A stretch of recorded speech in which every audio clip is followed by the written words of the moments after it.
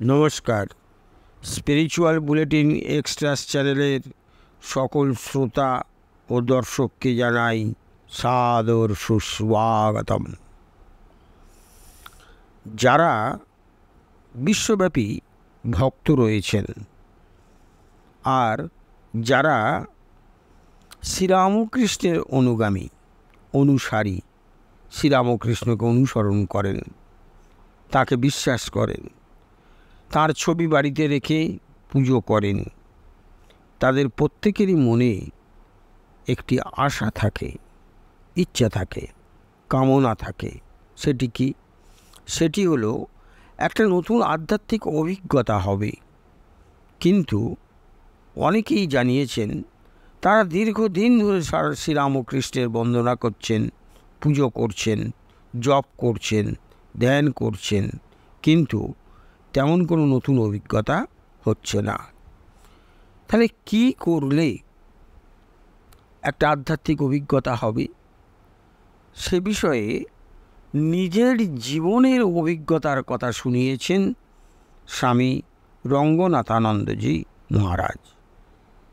তিনি বলছেন 1884 খ্রিস্টাব্দে পৃথিবী বিখ্যাত গ্রিক হোমিওপ্যাথি ডক্টর জর্জ বিথলকাস আমার সঙ্গে দেখা করেন।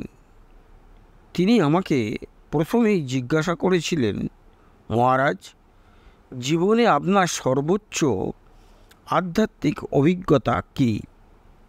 প্রত্যুত্তরে বলেছিলাম, মাত্র 14 বছর বয়সে শ্রী শ্রী রামকৃষ্ণ কথামৃত বইটি পাওয়া ও পড়ে ফেলা আমার জীবনের মহত্তম আধ্যাত্মিক অভিজ্ঞতা।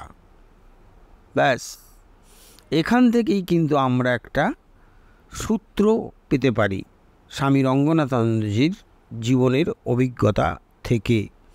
তিনি বলছেন যে 14 বছর বয়সে তিনি যখন প্রথম শ্রী শ্রী রামকৃষ্ণ কথামৃত বইটি পান এবং গোগ্রাসে পড়ে ফেলেন, তা থেকেই তার আধ্যাত্মিক অভিজ্ঞতা হয়েছিল, অনুভূতি হয়েছিল।